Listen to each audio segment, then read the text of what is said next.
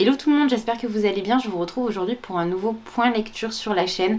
Sachez d'avance que ce sont des lectures que j'ai effectuées il y a un moment, donc il est possible que mes souvenirs soient assez flous. Je vais d'abord commencer par ces titres-là et je terminerai par les titres les plus récents, puisqu'il y en a quand même certains que j'ai terminés il y a quelques jours à peine.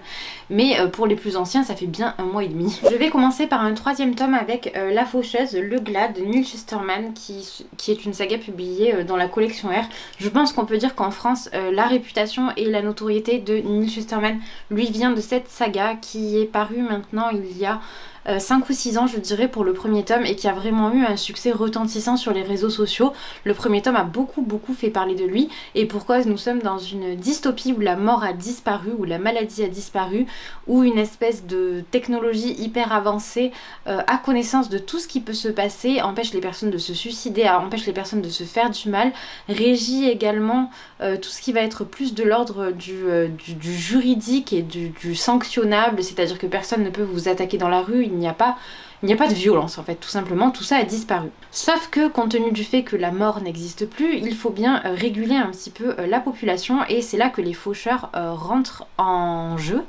C'est une communauté qui est sélectionnée, qui se sélectionnent en tout cas entre elles. Ce sont la plupart du temps des espèces de maîtres philosophes qui vont avoir pour objectif de sélectionner les personnes à glaner, c'est-à-dire à tuer. Ce choix n'est pas fait au hasard. Théoriquement, les faucheurs sont censés reproduire les morts naturelles, c'est-à-dire que si dans un état vous avez tant de personnes qui vont mourir d'un cancer, les faucheuses doivent faire en sorte de glaner le type de population qui aura majoritairement souffert de ce cancer par exemple, ou pour être plus clair parce que peut-être que je ne le suis pas, imaginons que vous ayez un esprit extrêmement héroïque et que vous sautiez à l'eau pour sauver un chien et que vous vous noyez par exemple, et bien vous allez devenir une statistique dans la façon dont les faucheuses vont venir calculer leurs chiffres et leur façon de glaner, et donc ce tempérament héroïque vous vaudra peut-être le fait d'être sélectionné vous pour être glané.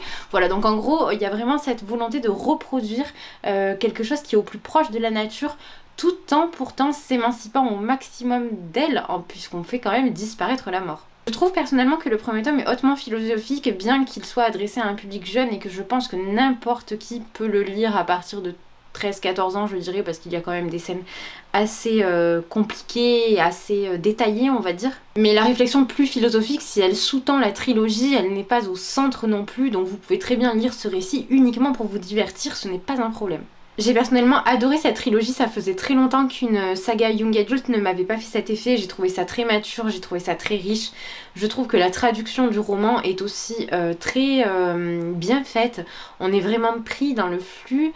Je pense que Neil Shusterman écrit un petit peu de cette façon, puisque j'ai quand même lu pas mal d'ouvrages, certes traduits, mais on a toujours cette impression d'un flux continu, très cohérent, dans lequel il se passe un certain nombre d'actions, mais que toutes ces actions sont bien rangées, bien organisées, et vont très logiquement vers une fin ou un cliffhanger qui coule de source en fait, presque. Donc pour toutes ces raisons, je vous recommande de lire La Faucheuse si vous souhaitez lire un ouvrage de science-fiction, dystopie, qui est publié en jeune adulte, donc il n'est pas extrêmement exigeant non plus, mais qui tout de même ne prend pas les lecteurs pour des imbéciles et fait en sorte d'offrir un discours cohérent, clair et exigeant aussi en termes d'interrogation sur la valeur de la vie.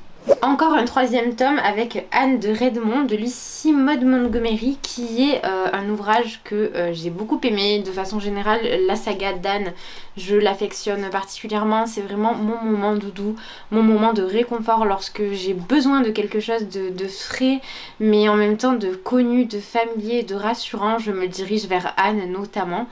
Et je pense que je peux clairement dire que cette saga est une de mes favorites, tout temps confondu, tout genre confondu, puisque vraiment je ne me vois plus vivre ma vie de lectrice sans pouvoir occasionnellement me plonger entre les pages de Lucy M. Montgomery. C'est un univers qui déborde de poésie, qui déborde de bienveillance, qui parle de famille, qui parle d'amour et qui le fait avec une justesse déconcertante. C'est vraiment magnifique. Je trouve que en fait c'est un petit peu le monde parfait que vous pourriez imaginer. Alors certes il se passe des choses difficiles aussi dans l'univers d'Anne, et d'ailleurs le récit initial de sa vie n'est clairement pas joyeux, mais malgré cela c'est un personnage qui est toujours optimiste, qui est plein d'amour, qui déborde de tendresse pour tous les gens qui l'entourent.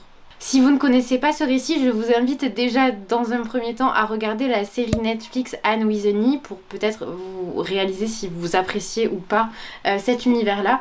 Et après, vous pouvez tout à fait vous procurer donc les divers tomes. La routine de la caméra qui coupe pour cause de manque de batterie. Donc je reprends, si vous souhaitez découvrir le personnage d'Anne, mais aussi tous les enjeux de cette histoire, je vous invite vivement à découvrir la série Anne with an E sur Netflix. Dans un premier temps, peut-être pour ne pas vous lancer directement dans l'œuvre qui est très longue en fait, donc peut-être regarder un épisode ou deux pour savoir si cet environnement-là, cette atmosphère-là vous plaît. Si je dois vous faire un rapide résumé de cette saga, puisque je me rends compte que je ne l'ai pas fait, on suit Anne qui est une jeune orpheline, ses deux parents sont morts, elle va se retrouver adoptée par un frère et une sœur d'un certain âge qui vivent donc au Pignon Vert, qui est une ferme dans laquelle il y a des animaux, il y a énormément de plantes, un jardin, bref, tout ce qu'Anne n'a pas connu en orphelinat. Elle arrive un jour à la gare pensant qu'elle est attendue par la famille, mais la famille avait demandé à recevoir un garçon pour que Mathieu, le frère, ait de l'aide à la ferme. Sauf que sur le trajet du retour, en allant récupérer Anne, Mathieu n'a pas le cœur de lui dire qu'elle n'est pas le garçon qui l'attendait. Et il va même très rapidement développer de l'affection pour cette jeune fille qui est vraiment pleine de vie, avec une imagination débordante, et comme je vous le disais, d'une douceur et d'une énergie débordante. Anne va donc s'installer au Pignon Vert, elle va intégrer une école, elle va être éduquée par Mathieu et Marilla qui vont lui donner la meilleure éducation possible, et on va suivre donc toutes les pérégrinations de cette jeune fille avec les amis qu'elle va se faire sur l'île d'Avonlea. C'est un petit bonbon, un petit bijou, je ne peux que vous inviter à le découvrir. Une lecture que j'ai effectuée il y a un petit moment maintenant, mais dont je garde un souvenir assez précis. Il s'agit d'As de pique de Farida Abikeyimide, publié chez les éditions de Saxus, ici en édition reliée, mais je pense que c'est l'un des ouvrages les plus simples dans les éditions reliées de chez de Saxus. Ce qui m'avait intriguée personnellement, c'était le résumé de ce livre. Je ne l'avais absolument pas acheté pour l'aspect esthétique, contrairement à beaucoup de titres que j'achète pour des raisons qui à mon avis sont beaucoup trop superficielles, si vous voulez mon avis, et qui démontrent que ma façon de consommer le livre est quelque peu négative ces dernières années. Mais pour As de pique, j'étais vraiment intriguée par le résumé qui me semblait vraiment aborder une thématique sociale très importante. Dans cette histoire ensuite, Devon et Chiamaka qui évoluent dans un lycée dans lequel se trouvent quasiment que des blancs, et la grosse surprise arrive au cours de l'année. On est à l'académie Niveus, une académie qui ne reçoit quasiment que des étudiants blancs, mais cette année-là, 2 étudiants noirs font partie de l'effectif. Il s'agit de Devon et Chiamaka. Devon et Chiamaka vont être élus délégués principaux de l'établissement. Et si Chiamaka est extrêmement populaire, elle sort avec l'un des garçons les plus populaires du lycée, et puis même elle s'habille divinement bien, elle est reconnue pour sa beauté, pour son intelligence, elle est vraiment major de promo dans toutes les disciplines.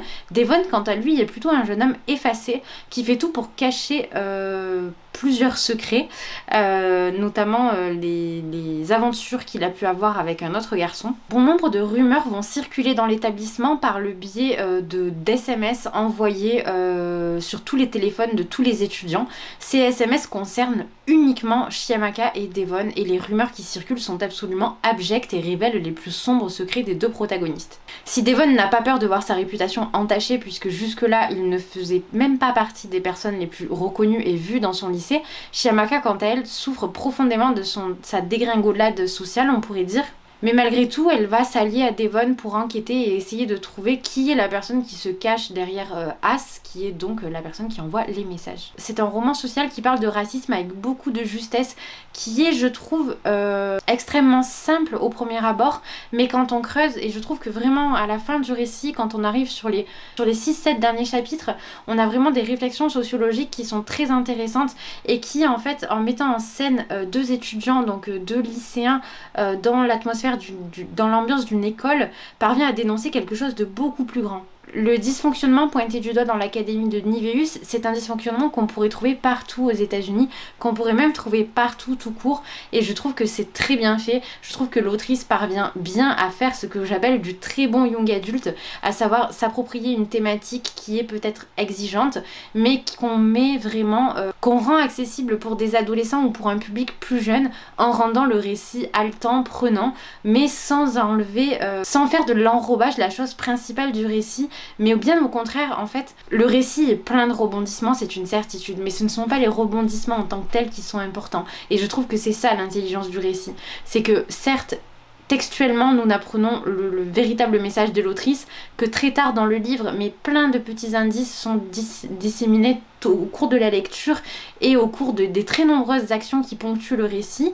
Et ces actions font qu'un public adolescent va être par exemple beaucoup plus réceptif à la lecture d'un texte comme celui-ci qu'à un texte peut-être plus sérieux, dirons-nous. Je trouve que pour toutes ces raisons, As de pique est très réussi. J'ai vu énormément de chroniques négatives sur ce titre sans vraiment comprendre pourquoi. J'en suis même venue à m'interroger sur ce qui motivait véritablement ces critiques négatives, parce que ce récit ne se vend pas comme un thriller, il ne se vend pas non plus comme un récit absolument psychologique. Je pense qu'il faut le prendre comme quelque chose de plus grand, de plus généralisant et surtout de plus engagé. Je trouve que c'est encore un livre qui ne prend pas les lecteurs pour des imbéciles et qui fait partie de ces ouvrages qui montrent que le young adulte, ce n'est pas simplement un genre littéraire qui correspond à une tranche d'âge et qui est là pour vendre du livre absolument. Au contraire, je pense que c'est un ouvrage nécessaire, qu'il est très bien fait, et c'est pour cette raison que je vous recommande de le lire si vous êtes curieux. Un autre roman qui n'a clairement pas reçu un accueil unanime, Le Royaume des damnés de Kerri Maniscalco, qui est publié donc toujours chez les éditions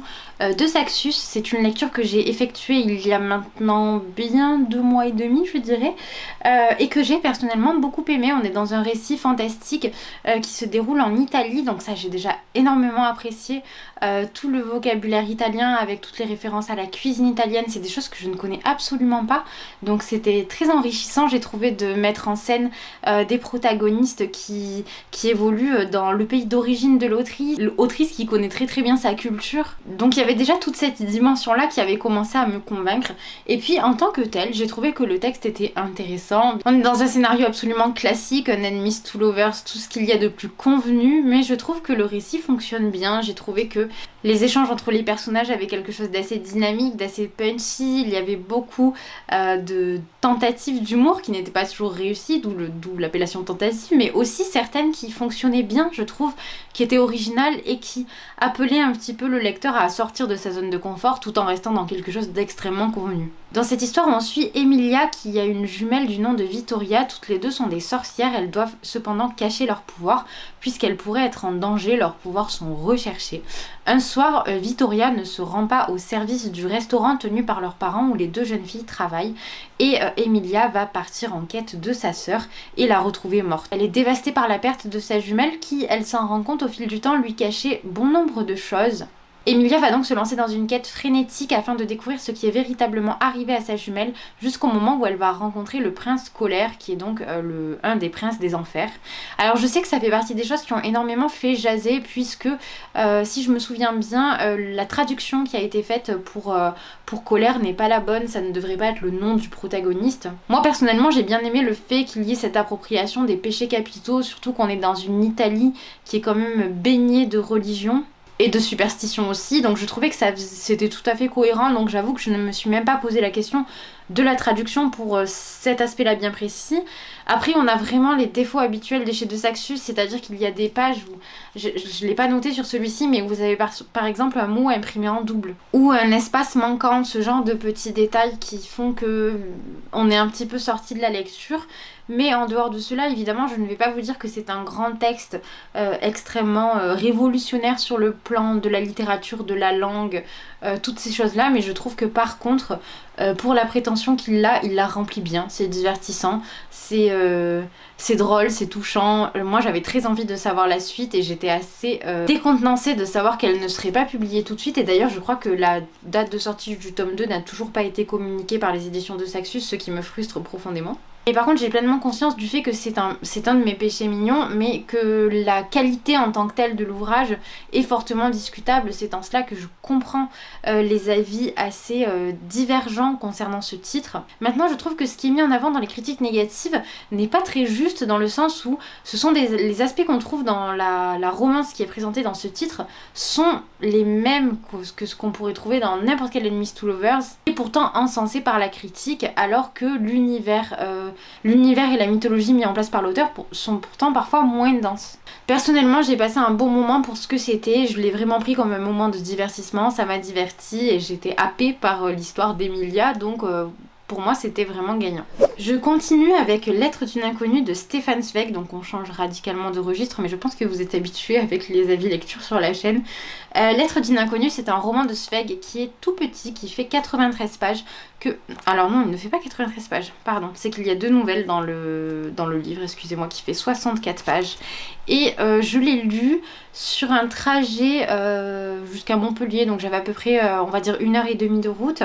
Donc le livre se lit à peu près en... Suis-je bête? C'était aller-retour. Donc j'ai dû mettre à peu près 2 heures à lire ce titre, puisqu'après j'en ai commencé un autre.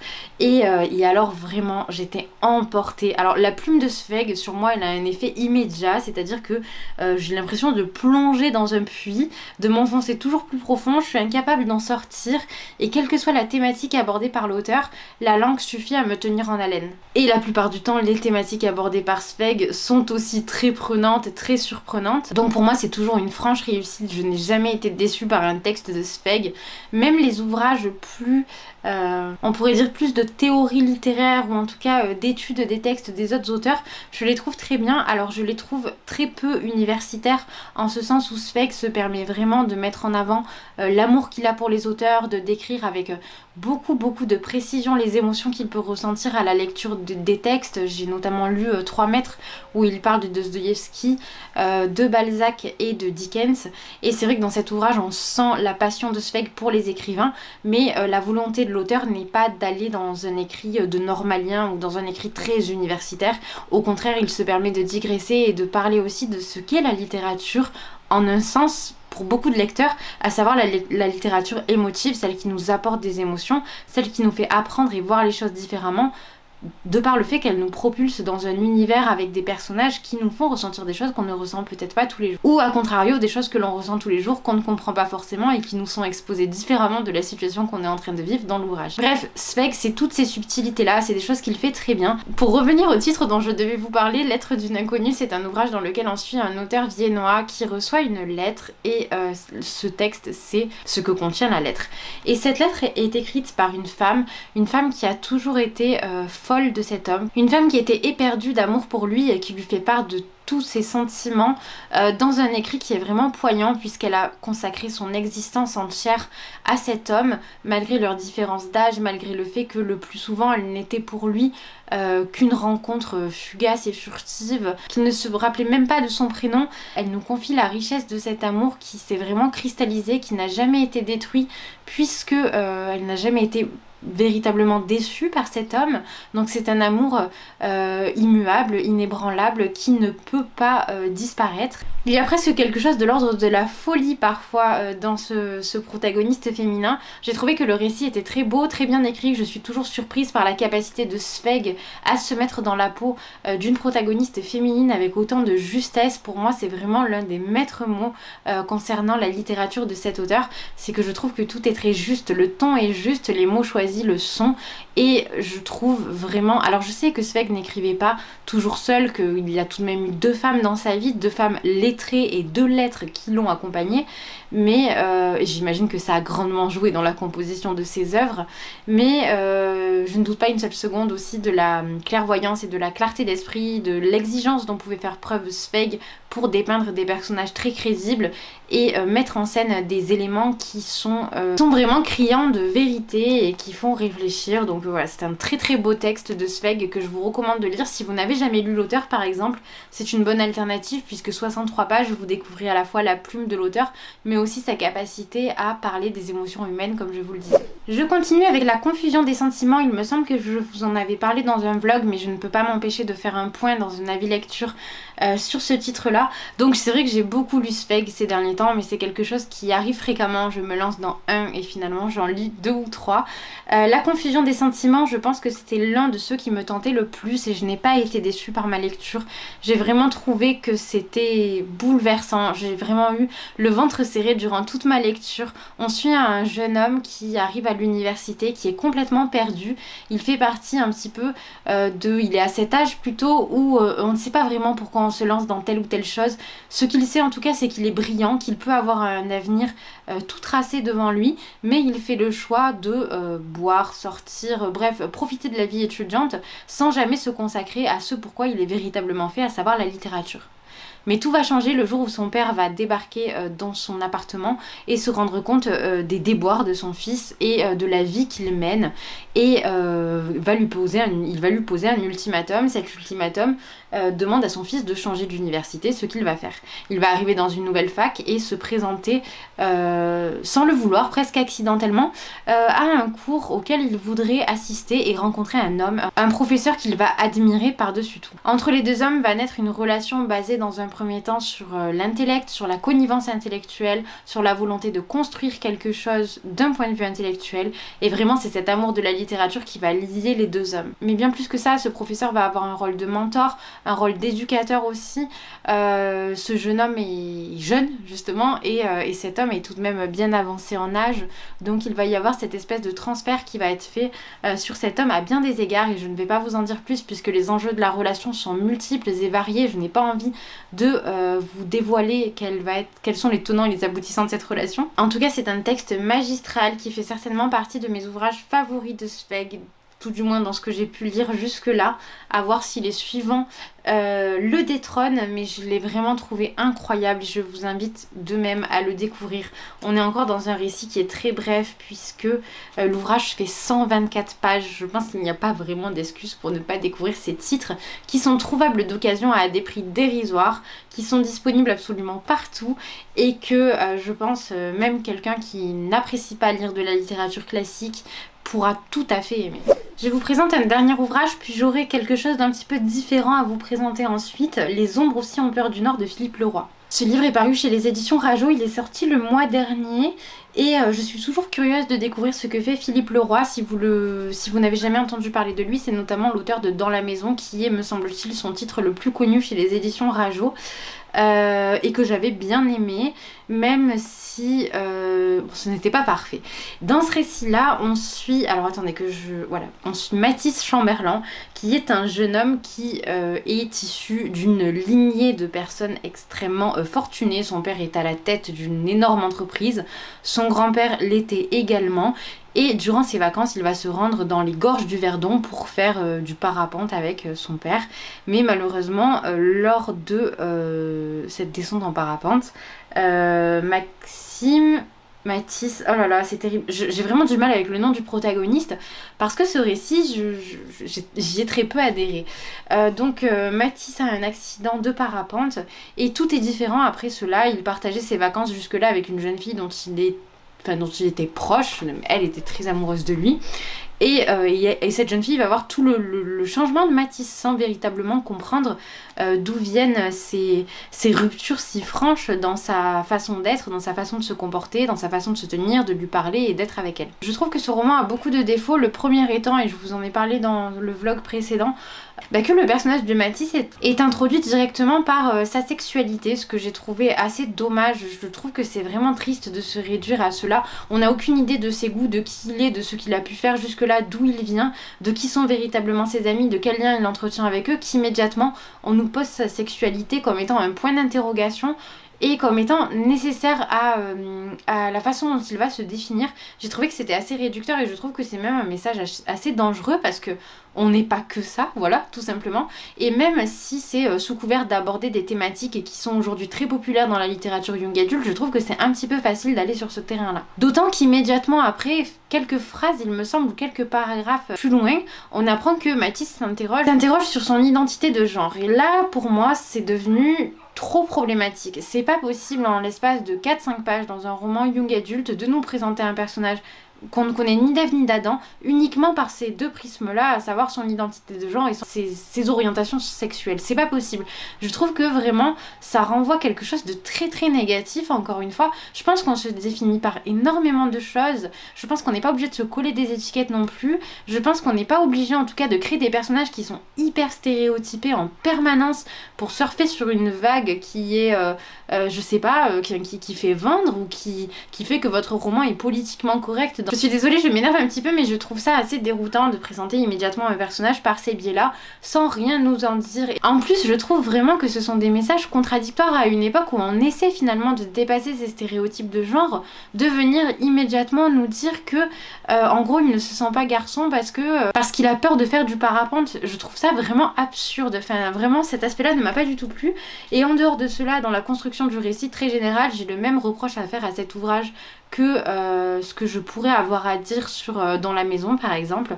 Je trouve qu'on joue beaucoup sur le fait qu'il y ait potentiellement du fantastique dans le récit, pour qu'au final on se retrouve un petit peu perdu pendant tout un temps, et perdu pas dans le bon sens du terme, c'est-à-dire que c'est pas un perdu où je me dis je me pose vraiment des questions, c'est-à-dire que je connais déjà la finalité mais qu'elle tarde à venir, donc je suis presque impatiente de continuer et de terminer l'ouvrage, mais pas dans le bon sens du terme. Pour toutes ces raisons, ce roman pour moi c'est un flop. Je suis désolée si vous l'avez aimé, je ne juge absolument pas vos goûts en matière de lecture, je ne juge absolument pas l'auteur non plus, ni la maison d'édition qui m'a gracieusement envoyé cet ouvrage, mais en ce qui me concerne, c'est pas un ouvrage que j'ai apprécié, c'est pas un ouvrage que je relirai, c'est pas un ouvrage que j'ai apprécié lire particulièrement non plus. Je vais pas dire que c'est une lecture horrible parce qu'encore une fois je l'ai lu jusqu'au bout. Déjà c'est pas mal parce que maintenant je ne me force plus à aller au bout des ouvrages.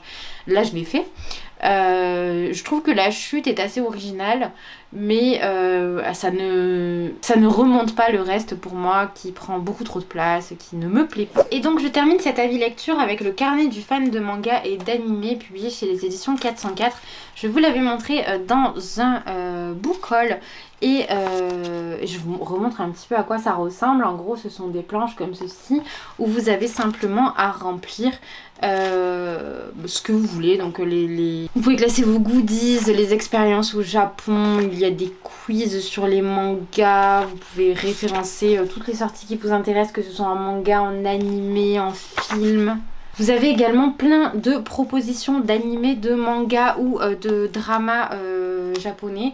Bref, moi j'ai trouvé que c'était vachement sympa ce petit carnet. Malheureusement il est pour les lecteurs de manga et les consommateurs d'animés beaucoup plus aguerris que moi. Donc c'est ce qui fait que mon usage n'en est pas très important. Mais je pense que c'est une très bonne alternative par exemple pour donner envie à des gros lecteurs de manga d'écrire un petit peu, de prendre le temps d'annoter certaines choses, de relever un petit peu des sorties, d'aller farfouiller un petit peu, que ce soit sur les réseaux ou sur les sites dédiés aux sorties livresques, les ouvrages qui peuvent les intéresser. Je trouve que c'est une bonne manière de vivre le manga autrement. Et pour cette raison, je trouve que c'est un bon outil, je trouve, mais pour un public beaucoup plus aguerri que moi. Donc si vous êtes des gros fanats de manga, que vous consommez vraiment vos mangas à outrance, je trouve que c'est top. En plus, vous avez aussi un tracker qui vous permet, alors je sais pas si je vais le retrouver, mais en gros de noter systématiquement à quel tome vous en êtes dans une saga. Moi je sais que ça me fait défaut, c'est la partie que j'aurais vraiment pu utiliser parce que j'oublie systématiquement où j'en suis dans les mangas, c'est terrible. Si vous envisagez de faire un cadeau à vos neveux, nièces, vos enfants ou même vos amis qui sont fans de manga, pensez-y parce que franchement je trouve que c'est une alternative qui n'est pas mal. J'en ai terminé avec cet avis lecture, j'espère que ça vous a plu et que ce n'était pas trop long. Vous avez dû voir petit à petit ma mine rougir, mais c'est qu'il fait extrêmement chaud. Comme d'habitude, vous n'hésitez pas à me donner vos avis sur les livres que je vous ai présentés ou à me dire s'ils vous tentent, je serais ravie de vous lire en commentaire. Si vous avez aimé la vidéo, n'hésitez pas à mettre un petit pouce, vous savez que ça me fait toujours très plaisir. Si vous n'êtes pas abonné, n'hésitez pas à le faire si la vidéo vous a plu. Et d'ici la prochaine vidéo, je vous souhaite une très bonne journée ou une très bonne soirée, je vous dis à bientôt.